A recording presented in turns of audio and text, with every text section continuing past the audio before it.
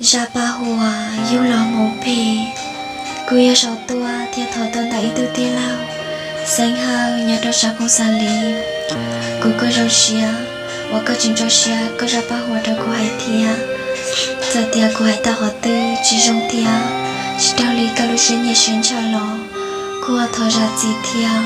thiệt thọ hay ta là thọ một phê một trâu cô yêu chồng phu dư và suy bao toàn đông lô kê và chào cha tiền nó yêu lo uốn nè, cú cho mong yo phê uốn lúa, chùa tàu qua theo nhau ý lên, nhưng chín trên tiền cha tiền nó, cú họ yêu lo mong phê, yon tu lệ lo yo cho mong, cú theo rong chỉ xử lý lúa,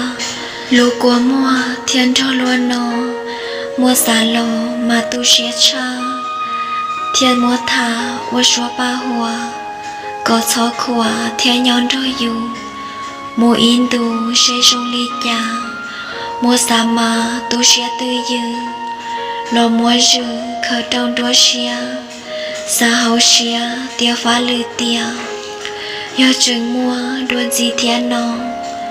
do muốn cho do sáu sĩ thả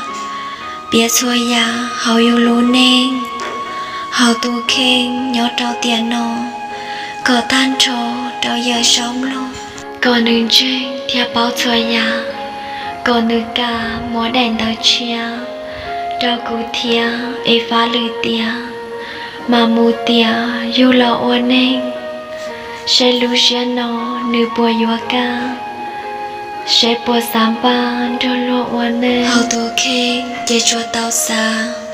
giờ ly cha lo chỉ mua lợ thì hai tờ lo ta lên nó thao cơ nó cú cho xa thò còn nê cho yêu lo tao rong hoa xia rong ba lô bé thia em lông xia thia chỉ lư lư thia xa chư sơ xia còn tê mùa cúi trong mê gao mùa phong dư xua lưng xua tua